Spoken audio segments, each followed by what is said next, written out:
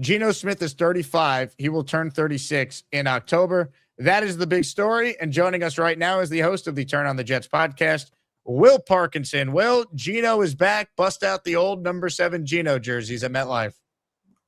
I know a lot of people are going to be like, and whatever about this. I don't hate it. I'm not saying it's like some franchise changing move, but at least this probably keeps Garrett happy. At least you can run a professional offense. At least you're not paying someone $25 million to be here and like whatever. He's going to cost you nothing. If Geno's terrible, Jake, you're picking first overall next year. And if Geno has a year like he's had two 4,000 yard seasons the last 4 years, like Aaron Rodgers hasn't even had that at some, like at some point. I'm not saying that he's all of a sudden going to be great, but Jake, can he just be fine behind a pretty good offensive line? The Raiders' offensive line was in shambles. He'll pepper Garrett Wilson with a lot of targets, and the defense should be pretty good. I don't know if it'll be great, but it should be pretty good. Special teams should be good, and he cost you $3 million, dude. And it's a cool story. It's at least a fun story for us to cover. It's a fun story where it's like, hey man, maybe like him getting his jaw broke in that game in Buffalo kind of started like all of this in a lot of ways. I know he can go to Kotri and all this different stuff, and and Sanchez in 2011 against the Giants. But it would be kind of cool just to see, like, even if it's a fun 6 weeks, man, it'd be fun just to like a couple of fun games, dude. It'd be a fun storyline. I'm not going to sit here and tell you all of a sudden they're making the playoffs, dude. But I will tell you, I feel a lot better about they can run a professional offense. Breece Hall can be involved in the passing game. Garrett Wilson will get his targets. Like, there won't be this like hodgepodge of weird stuff going on, especially during camp.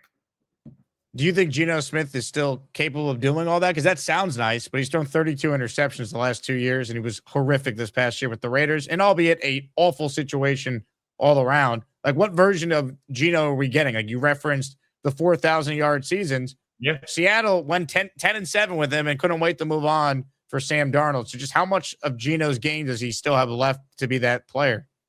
Yeah, I don't know if he's like, I think they'll add, there's going to be another ad, at least one ad, if not multiple ads. Carson Wentz scares me if that's their backup plan. I really just, like, at that point, I'd rather trade for Will Levis. I know people are going to be like, he's terrible. No, I agree. I know what Carson Wentz is, and Will Levis probably stinks, but at least he's unknown. Is Will Levis not just 2015 Geno, where it's like all this talent and you're like kind of enthused by like some of these moves, big arm, pretty mobile, not a runner, but mobile. And he just has like this, he can't get the bad decisions out of his game yet. I don't know, man. At least like it'd be a fun ask. Look, Geno, the last 3 years, if you take the Raiders year out of it, because you can't take the Raiders year out of it, by the way. It still happened. He was terrible last year. Everyone was awful. And whatever. Like, the Raiders were an abject disaster. But if you just did the 3 years, look, with Seattle, he was 28-24 as a starter, 68.5% completion. He threw for 13,000 yards, 76 touchdowns, 36 picks, QB rating in the mid 90s. QBR was, somewhere in the high 50s. I think that, again, this is why the next move the Jets make, that's right. The move at corner, by the way, Wright is an awesome ball hawk. I'm not saying he's a special corner, but they needed depth there badly. He cost $5 million, and he was a part of 10 turnovers last year, Jake. Like, pretty good. Did 5 interceptions. That's a good depth. 5 interceptions, 2 forced fumbles, 3 recoveries.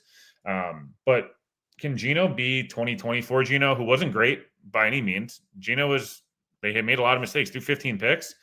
But again, threw for 4,000 yards. It was 12 months ago, and that was behind a better offensive line where he felt more comfortable. There's the Chip Kelly stuff to me last year. There was a lot going on there. I don't think we'll ever really know what happened there, where like Kelly was like calling plays that they'd never practiced before, apparently, and the offensive line was an abject disaster. Guys were getting hurt left and right. Pete Carroll's son was the O-line coach, and that nepotism went well.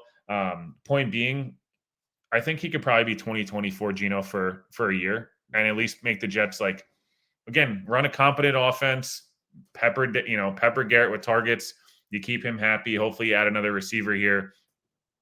But left guard's now the priority to me, because if you keep Geno upright, at least he can make some stuff happen. I don't think he's 2022. I think Geno, right? Jake is, when that first year back was really good, as we know. and the 4,300 yards, led league in completion percentage, was 30 touchdowns, 11 picks. I don't know if we're getting that, but can we not get some version of 23 or 24 Geno, which is just solid, average, like, I don't know, good story, and at least, hey, maybe it's just for a year. Again, it's $3 million. And if he sucks, man, does we just do it for the Raiders? And your Arch Manning, your March for Arch happens, and if he does anything relevant, at least we're having meaningful, like, interesting games still in October and November. We'll send you a tank top. The tank for Arch. Geno got the Seahawks Darnold. The Raiders benefited from Geno to get Mendoza. Can the Jets get their quarterback from Geno? Or, to your point, it would be a great story if he played well. He's going to a better situation as far as the skill players, the offensive line for sure.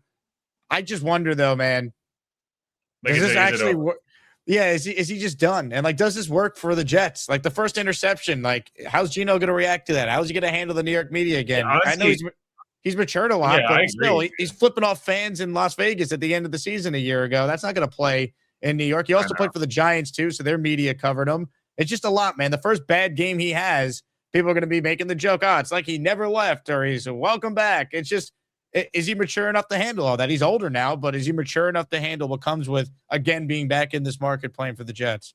Yeah, I think there's just not really it probably does, I don't want to say it doesn't matter, but it almost like doesn't matter, where it's like, I think part of what happened last year was there's a lot of expectations with the Raiders. Everyone, like, they hired Pete, they gave Geno a ton of money. They drafted Genty. Bowers is coming off this big year. It was like, oh, we're going to fix everything. And then everything went to crap immediately after they beat New England. By the way, it's so funny. He won in New England week 1 last year. And that's just the way the season ended. But, yeah, no, I think there's a lot goes into it. Look, Geno's always going to be who Geno is, and he'll read a lot, and he'll see everything. I'm sure he'll go on YouTube later and see your show, Jake. But I think Eugene, good to see it. Hey, Will, because he's not being paid any money by the Jets, if it goes south in any way, shape, or form, they're not like beholden to him. Not that you should ever be beholden to a guy because of the money, but let's be honest, Jake. We all know that, like, if it's the guy you drafted or this guy you're paying big money, you're going to give so much latitude to. Dude, if I don't know, let's just say they draft Geno, they take Geno, and then they do draft a Ty Simpson. Like, Geno only has the job because he's the veteran now, right? Or if it is, I don't know, if it is Carson Wentz, like, neither of those guys are like, they don't owe them anything. They're going to go try to win games. So will he give me a high five again, like he did before Jets Browns in 2013? Dude, that's Jake. It between DeMario, Geno, like, there's so much. It is cool because the DeMario thing's, I think, awesome. But and all the haters are be like, oh, he's older, dude. I promise you, please watch him play. Like, that guy. Jake, 2012 linebacker class. Can you name the 4 big names from that class? And if you can, 3 or the 4 are still playing. The other one's going to the Hall of Fame. Patrick Willis is one of them, right? No, it's Kuechly, Bobby Wagner, Levante David, and yours truly, Demario Davis. 3 of those guys are still kicking, man, and they're still all really good. Wow, Levante David, man, famous for that penalty and that win that Geno had. The first game. That's probably the last time the Jets got a good call. That's Schiano. That might have been Schiano's Bucks. It was. Yeah, Greg Schiano was the coach of the Bucks that year. You're right. Revis was on that team. That was Revis year 1 after Izzy traded him to Tampa. What a man! I was a freshman in college. Now I'm just a stupid podcaster. Crazy, man. If you got a question for Will, write it in. We'll get to them. Continue your thought, Will. Go ahead. No, I don't, of the moves they've made, like, what's there not to at least be like, I understand what they're doing. Like, last year, I feel like we sat here and we were like, we understood Fields, why they did it. Even if you disagreed, we understood why they made the move. Every other move they made, we were like, what the hell are you doing? Like, there was no rhyme or reason. They're just like kind of clicking buttons. It felt like last year. It was like, oh, this guy's 25. We'll just sign him, even though he sucks. You know what I mean? This feels at least like there's a plan. We're going to raise the floor on defense. We're going to sign. Dude, the Belton and the Wright signings were really good value. Both those guys I thought should have gotten more money. I'm impressed they were able to get them here. Obviously, we know the Davis signing. People are going to beat up the Osai signing. Dude, it's a 2-year, $22 million deal. He had 43 pressures and 5 sacks last year. Like, Okay, he's replacing Michael Clemens. Kingsley Enagbare is the same player, is the player we wanted Jermaine to be in a lot of ways, of like an elite run defender that's stout, can set an edge. Jermaine is more pass rush juice, but not really by that much. Joseph Tsai has more sacks than Jermaine Johnson does, and is 3 years younger, and is cheaper. Like, if you look at it, like, I don't know. To me, Onyemata was a top 10 graded defensive tackle in the league last year. Devondre Sweat was a top 10 graded tackle in the league last year. Minko played like the 7th best safety in the league last year and was being asked to do something out of position because the Dolphins had so many injuries in the secondary. So they're going to be the best defense ever? No, but they got 3 horrible coaches off their defensive staff that had direct impacts to a lot of bad stuff happening. They've added a bunch of talent that fits their own scheme. They have the number 2 and number 16 overall picks in the draft, Jake. There's not really an excuse. Like, I don't know, I don't want to misquote whoever show it was, but one of the national shows were like, what does this make the Jets, the 17th best defense? I'm like, yeah, man, they were 32nd last year. That's a huge goddamn difference. Like, what do you people not understand? That's a huge difference. That's a great thing. That'd be really nice to show tangible progress from a head coach that rightfully so has been criticized. They've recruited some solid free agents here who had other options. Let's see what happens. They got to figure out quarterback long-term, obviously. They got to draft well still, Jake. They got to fill left guard. They got to, get another receiver or 2 in here. But at least there's it feels like there's a plan, which there has not felt like there's been a plan for the last 12 months. It's going to be fascinating to see what their plan is at guard, because that is an obvious need now, letting AVT walk. What was your reaction on that? Yeah. I think they were all kind of spooked. I think the Jets and then probably AVT too were just like, man, like, I'm 4 years into 4 freaky injuries in a row. Like, I probably just need to figure it out somewhere else. AVT's getting $250K for every game he's active throughout that entire contract. I've never seen anything like that. That's what I wanted the Jets to do, though. Like, that was literally the deal I described. I think he was kind of like, I'm good. Like, I think he was like, I'm good. Like, he didn't want to be a Jet. That's the thing. Yeah, I don't think it was like the Jets thing. I think it was like I've had injuries so many years in a row, like I have to change something type of thing. Like, it's not like he was like, I need to get out of like New York. Even it was just like, I have to try something different. Like, I don't know what's going on here. It almost becomes mental. This was Kaz. I'll play the clip for you. Yeah. This was Kaz on AVT. You're letting a 26-year-old former first-round pick who you named captain before the season last year just walk. Yeah, he doesn't want to be here, Ryan. So, everyone always goes, oh, the Jets are letting him go. AVT, I've heard AVT really wants to change the scenery. He feels like he's just had bad luck after bad luck after bad luck with the Jets, and he kind of wants to change his juju a little bit and find a new team. So I don't pin this on the Jets. I think he wants to go somewhere else. And look, if he goes out in the market and the market doesn't develop, maybe there's a chance for a reunion. Maybe the Jets make him the best offer and he decides, you know what, I will go back. That makes the most sense for me. But I think the other part for the Jets, if you're trying to negotiate beforehand, his market is tough to figure because of the injuries. I've seen people say, oh, he's going to get $15 million a year. Like, that would surprise me. But offensive linemen are what they are. But I really think the biggest factor is I think AVT, he just wants to go somewhere else, Ryan. Like, I think that's what I've heard is he's just kind of tired of the injuries and feels like he needs a new place to play. It just sucks because if he went to any other team, we'd all root for him. But he went to the one team you just can't go to if you want the Jet fan to still support you. It's just disappointing. Even if he went to the Giants, like, what do you see him once every 4 years? It doesn't really matter.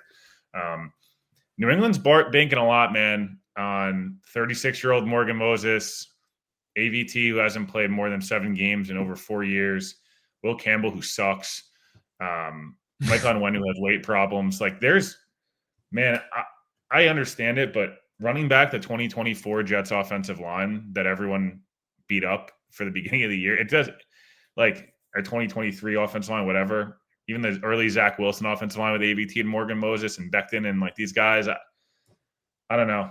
Giving Romeo Dubs $22.5 million a year, I like Dubs. I don't know if I liked them for $22.5 million. And it was a tough back-to-back, though, when I was checking notifications, like Geno to the Jets, and then next move, Dobbs to the Patriots. I was like, I know. Well, at least that means no A.J. Brown for New England, which is good. Then it takes them out of the BTJ sweepstakes, probably. I would say, like, the Jets division has probably objectively gotten worse this offseason. I just don't know how much better the Jets have gotten until we see. I think, Jake, the biggest issue is like, we're not going to know how much better they are until we get into camp and actually see like legitimate, like, oh, this offense. And they go against last year when they went against the Giants. I remember being like sitting there on the field going, okay, well, Justin Fields hasn't completed a pass in three periods. Like that stuff can't happen again. And then week one happened. And we're like, wow, this team's going to be well coached and they have a real offense. Like Justin Fields looked awesome. Wow, maybe Aaron Glenn wasn't kidding. It is all coaching. The Packers game was that was the biggest fluke of all time. I go out and sign Elgton Jenkins, man, and like go really put your foot down. I like Chris Paul as like the John Simpson kind of replacement. Out of Washington, he's an elite pass blocker. His run grade game sucks, but like he's 27. It was his first year as a starter. Who cares? He's going to probably cost you $6 or $7 million a year. Draft somebody. If you don't get a Brian Thomas Jr., Arvo Reese and Mekhi Lemon in the first round has been everyone's favorite mock draft, Jake, for 2 months now. And I feel like we're going to end up getting back to that would really excite people. Yeah, man, I don't know. I like the idea of like, you can keep Garrett happy, which I told you on the show, I guess yesterday, I was like, my huge fear is like, you don't have a professional quarterback in here. And Garrett's like, I'm getting so goddamn frustrated. Get Garrett a running mate and get him a quarterback that can at least get him the football. You'll be able to keep your young core happy because at least there's nothing more demoralizing than as an offensive player knowing I have no shot.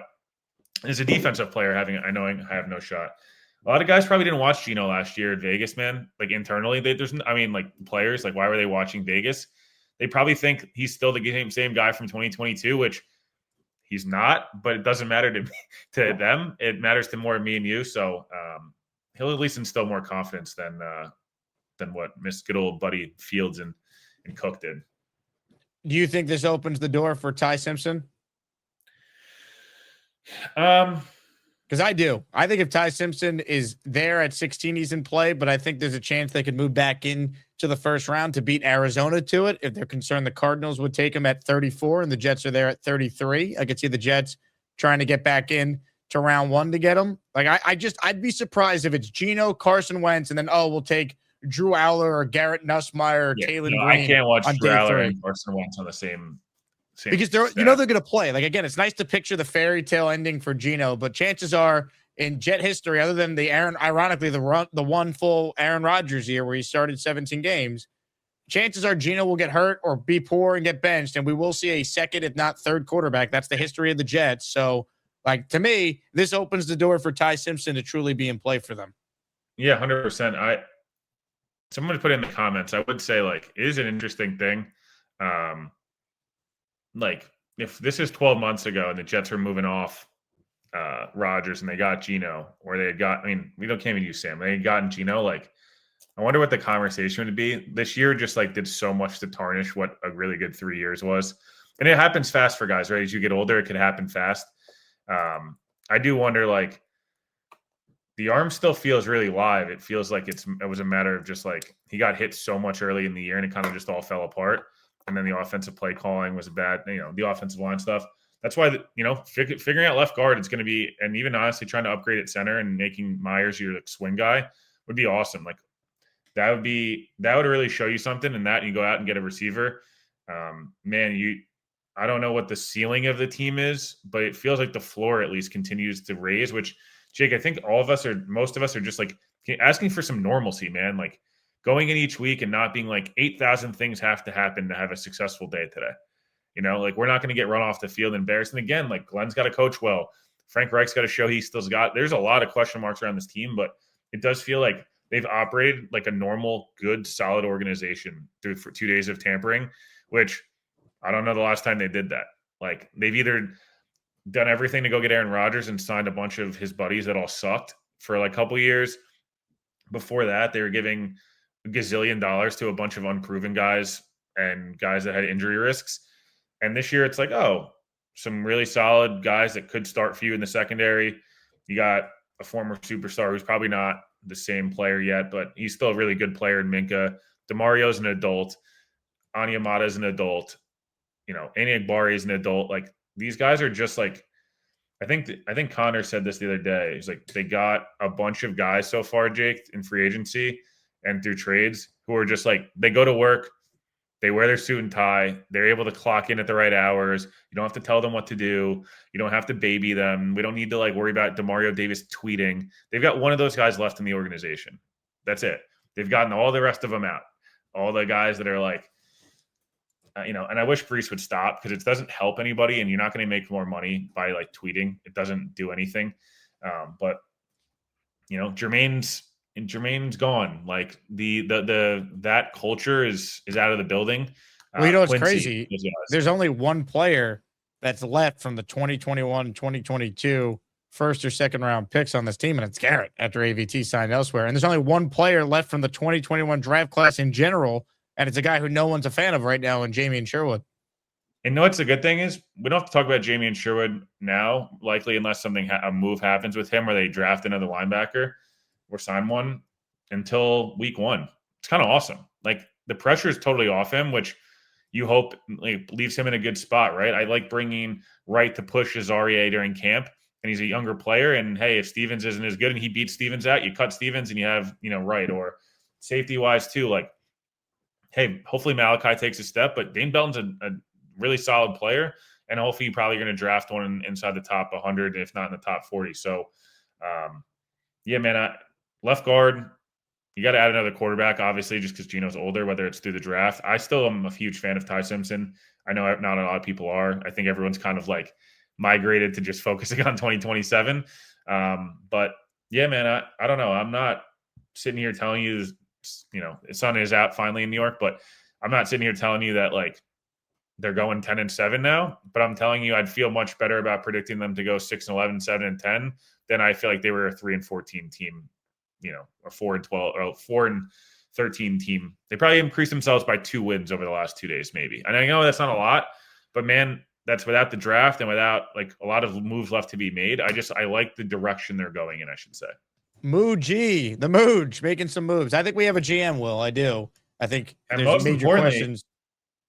Most importantly, by the way, pretty much none of their money is tied up past next year, and most of it's not tied up past this year.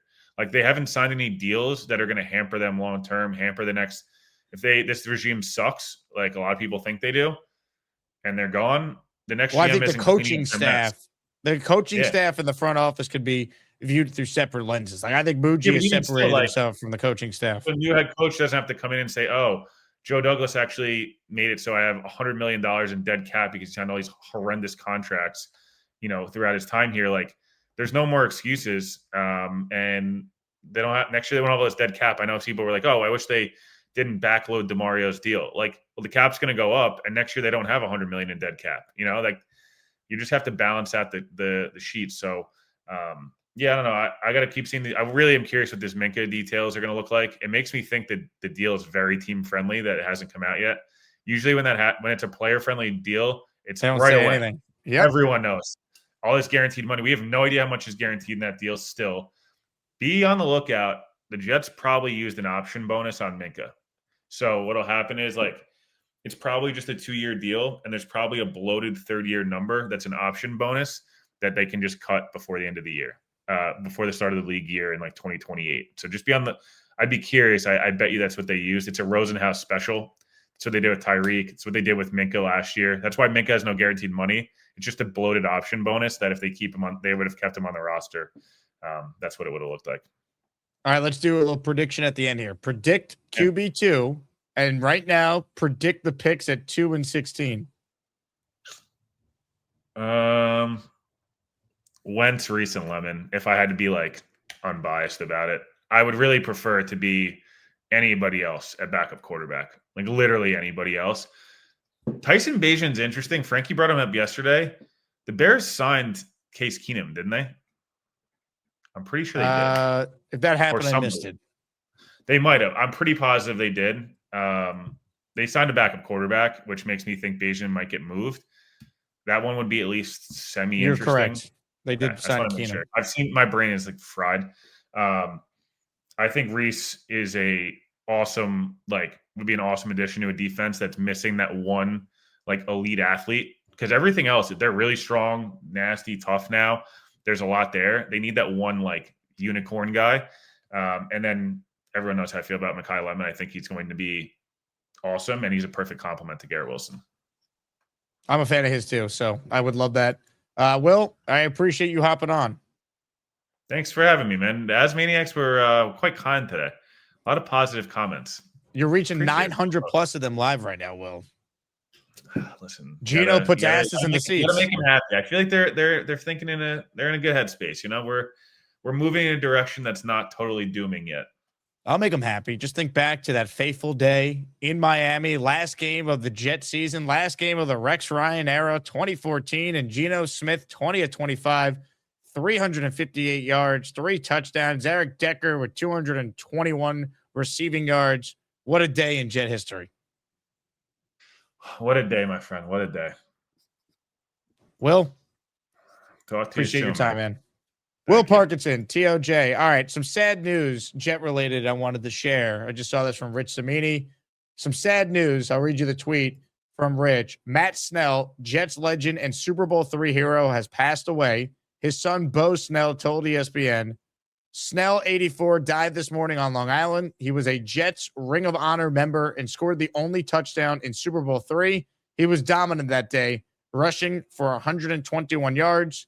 Truly one of the all-time greats. So Matt Snell, RIP, thoughts with his family, Jet legend, and obviously a huge part of the history of the Jets. Him, Emerson Boozer, that tandem, part of Jet greatness, Jet lore. Obviously, Namath was the Super Bowl MVP that day, but many think that it could have went to Matt Snell, who did score the only touchdown in the Jets' upset win over the Baltimore Colts. So RIP to one of the all-time great Jets, Matt Snell, who has passed away at the age of 84. Hey, here's the deal. Just got no chance unless you click on that like button. And you got to make sure you subscribe to the Jake Asman Show. You don't, you can get the f*** out. Now let's go, Asmaniacs. We're built for this shit.